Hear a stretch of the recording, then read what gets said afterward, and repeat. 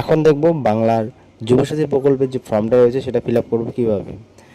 তোমার ফর্মটা হাতে নিলেই দেখতে পারবে যে ফর্মের ডান সাইডে যে বক্স রয়েছে সেই বক্সে প্রেজেন্ট অর্থাৎ বর্তমান সময়ের একটা ফটো তোমাদের লাগাতে হবে, আর যে ফটোর উপরে একটা সাইন করে দিতে হবে, ঠিক আছে, যেটা ইংলিশে কিন্তু এখানে বলা আছে।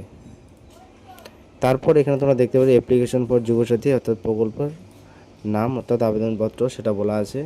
তার নিচেই ঠিক নিচেই দেখতে পারবে দুয়ারে সরকারি রেজিস্ট্রেশন নম্বর, অর্থাৎ যেটা তোমাদের কাছে থাকবে না সেটা তোমাদের এখানে কিছু বসাতে হবে না, সেটা ফাঁকায় রেখে দেবে, অর্থাৎ এটা ব্লক থেকে বসিয়ে দেবে, অর্থাৎ ব্লকের কাজ, এখানে তোমাদের কোনো কিছু করতে হবে না। নেক্সট আসলে তোমরা দেখতে পারবে আধার নাম্বার, আধার নম্বর কিন্তু এখানে বসিয়ে দেবে ভালো করে দেখে দেখে যেন ভুল না হয়। তারপর এখানে বলছে বেনিফিশিয়ারি নাম অর্থাৎ, আর এখানে এসএন এমপি অর মাধ্যমিক অর্থাৎ মাধ্যমিক পরীক্ষায় তোমাদের যে এডমিটে যে স্পেলিংটা আছে যে বানান আছে সেই বানান অনুযায়ী কিন্তু সে ঠিক সেভাবেই তোমাদের এখানে কিন্তু বসাতে বলছে। তো স্পেলিংটা এখানে দেখে দেখিয়ে বসিয়ে দিবে। আর সবার প্রথম আরেকটা কথা যেটা বলতে ভুলে গেছি, ফর্মটা ফিল আপ করার ক্ষেত্রে বড় হাতের ক্যাপিটাল লেটারে ব্ল্যাক পেন তোমরা চাইলেই সেটা ইউজ করতে পারো, ব্ল্যাক পেনে ইউজ করবে, আর সব বড় হাতের অক্ষরে দিয়ে ফর্মটা কিন্তু ফিল আপ করবে। তারপরে এখানে নিচে আসলে তোমরা দেখতে পারবে মোবাইল নাম্বার চাইছে, যেটা মোবাইল নাম্বার কিসে চাইছে যে ব্যাংকের, এখানে কিন্তু দেওয়া আছে যে লিঙ্কড উইথ ব্যাঙ্ক অ্যাকাউন্ট, অর্থাৎ ব্যাংকের সঙ্গে যে মোবাইল নাম্বারটা লিঙ্ক করা আছে সেই মোবাইল নাম্বারটা এখানে বসিয়ে দেবে। তারপর এখানে তোমরা জেন্ডার বসিয়ে দিবে, পুরুষ মহিলা, পুরুষ হলে পুরুষ, মহিলা হলে মহিলা, সেটা এখানে বসিয়ে দিবে। বসিয়ে দেওয়ার পর ডেট অফ বার্থ ভালো করে দেখে দেখে ডেট অফ বার্থটা বসিয়ে দিবে। আর একটা জিনিস তোমাদেরকে যেটা বয়সের ক্ষেত্রে দেখতে হবে সেটা হচ্ছে 1/4/2026 থেকে তোমাদের বয়স বর্তমান বয়স কত আসে সেটা এখানে লিখে দিতে হবে, নাহলে কিন্তু ভুল হয়ে যাবে। সব বিষয়গুলো মাথায় রাখতে হবে, কারণ অনেক ভ্যাকেন্সি থাকবে, তোমাদের যদি একটু ভুল পায় তাহলে সেটা কিন্তু ফর্মটা ক্যান্সেল করে দেবে, ঠিক আছে। তো তাড়াহুড়ো করবে না, ফর্মটা ধীরে সুস্থে ভালো মতো দেখে ফিল আপ করবে। তারপর এখানে নেক্সটে তোমাদের দিবে পিতার নাম, যেটা এখানে ফিল আপ করে দিবে।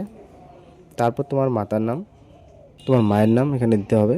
তারপর এখানে হচ্ছে মহিলাদের ক্ষেত্রে নাম বা স্বামীর নাম স্ত্রীর বসিয়ে দিবে এবং পুরুষদের ক্ষেত্রে স্ত্রীর নাম বসিয়ে দিবে। তারপরে এখানে ক্যাটাগরিতে এখানে টিকমার দিয়ে দিবে, এখানে এসসি এসটি ওবিসি তোমরা কোন কাস্টে বলো সেটা সিলেক্ট করে নেবে।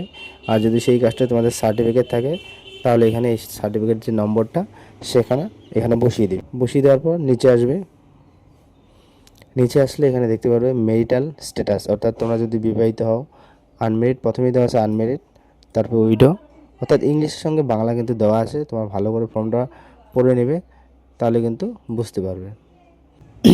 তারপর এখানে তোমাদের যা চাইছে এই ডিটেলসটা এখানে তোমাদের হচ্ছে কন্ট্যাক্ট ডিটেলস, তোমাদের গ্রাম, পোস্ট অফিস, ডিস্ট্রিক্ট, পিন এগুলো বসিয়ে দিতে। প্রথমেই চাইছে এটা ভিলেজটা এখানে বসিয়ে দিবে।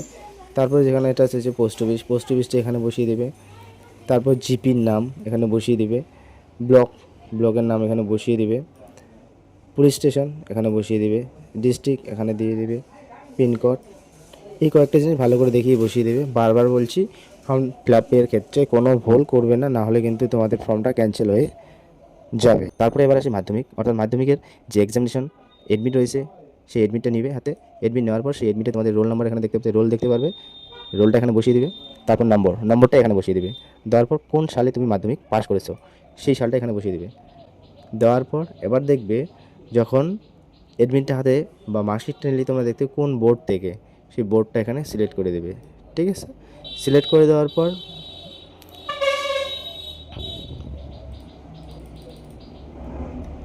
এবার তোমার এডুকেশনাল কোয়ালিফিকেশন হাইয়েস্ট, অর্থাৎ শিক্ষাগত যোগ্যতা সর্বোচ্চ কোন ক্লাস পর্যন্ত তুমি পড়েছো সেটা এখানে লিখে দিবে। তোমাদের যদি গ্র্যাজুয়েশন কমপ্লিট করো তাহলে গ্র্যাজুয়েশন লিখে দিতে পারো। প্রেজেন্ট কোয়ালিফিকেশন বর্তমান পেশা, তোমাদের পেশা কী আছে সেটা এখানে লিখে দিবে। বসিয়ে দেওয়ার পর এখানে ব্যাঙ্ক ডিটেলস, ব্যাংকের অ্যাকাউন্ট নম্বর আধার কার্ডের সঙ্গে যুক্ত থাকতে হবে অবশ্যই, এটা মাস্ট। যদি তোমাদের ব্যাঙ্ক অ্যাকাউন্টের সঙ্গে আধার কার্ড যুক্ত না থাকে তাহলে এইখানে কিন্তু আধার কার্ডের সঙ্গে যুক্ত এরকম লিখে দেওয়ার কোনো মানে থাকে না, এখানে কিন্তু তাহলে লেখা দেওয়ার কোনো মানে থাকতো না। এই যে লেখাগুলো দিয়েছে নিশ্চয়ই কোনো না কোনো কারণেই কিন্তু দিয়েছে। তো প্রত্যেকটা জিনিস মাথায় রাখবে। তারপরে এখানে ব্যাংকের নামটা এখানে বসিয়ে দিবে, ব্যাংকের নাম এখানে বসিয়ে দিবে। তারপরে এখানে ব্যাংকের যে ব্রাঞ্চ সেটা এখানে বসিয়ে দিবে। তারপরে অ্যাকাউন্ট নম্বরটা দেখে ভালো করে বসিয়ে দিবে। তারপর আইএফএসসি কোড। অর্থাৎ এত ফর্ম ফিল আপ করার পর এই দুটো জিনিসই কিন্তু তোমাদের কাছে মেন, ব্যাংকের অ্যাকাউন্ট নম্বর আর আইএফএসসি কোড। এই দুটো জিনিস যদি তোমরা ভুল দাও তাহলে এত কষ্ট, এত লাইন দাঁড়িয়ে এতটা কষ্ট করে ফর্ম জমা দেওয়ার পর সবটাই কিন্তু বেকার। অর্থাৎ তোমাদের শেষ পর্যন্ত দেখা গেল ব্যাংকের একটা অ্যাকাউন্ট নাম্বার তোমরা ভুল দিয়েছো, সেক্ষেত্রে তোমরা দেখা গেলো যে টাকাটা পাচ্ছ না।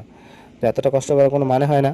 তো ভালো করেই বলতেছি বারবার, তোমরা অ্যাকাউন্ট নম্বরটা আইএফএসসি কোডটা ভালো করে দেখে এবং ব্যাংকের নম্বরটা ভালো করে দেখিয়ে, অর্থাৎ এই ব্যাংক ডিটেলসটা তোমরা 10 বার দেখে হলেও ভালো করে, যদি সন্দেহ থাকে ভালো করে বসিয়ে দেবে।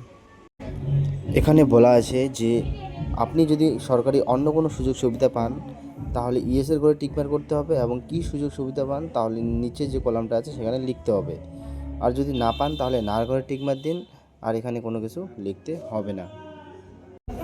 এখানে আর কিছু করতে হবে না, জাস্ট এখানে একটা সই করে দিবেন এবং ডেটের ঘরে এখানে ডেটটা বসিয়ে দিবেন, এবং অফিস থেকে যেখানে জমা করবেন সেই আধিকারিকেরা এই নিচেরটুকু ফর্মের নিচেরটুকু ছিটে তোমাদেরকে অ্যাকনোলেজমেন্ট হিসেবে তোমাদের দিয়ে দিবে, এবং এটা বাড়িতে এনে রেখে দেবেন। তো এবার বলবো তোমাদের এই ফর্মের সঙ্গে কী কী জেরক্স কপি তোমরা দিতে হবে। তো এই ফর্মের সঙ্গে তোমাদেরকে দিতে হবে আধার কার্ড, ভোটার কার্ড, ব্যাংকের বই, আর মাধ্যমিকের admit, pass certificate and result, আর সঙ্গে কাস্ট সার্টিফিকেটটা দিয়ে দিবেন, এবং আর সঙ্গে একটা রেসিডেন্স সার্টিফিকেট দিয়ে দিবেন।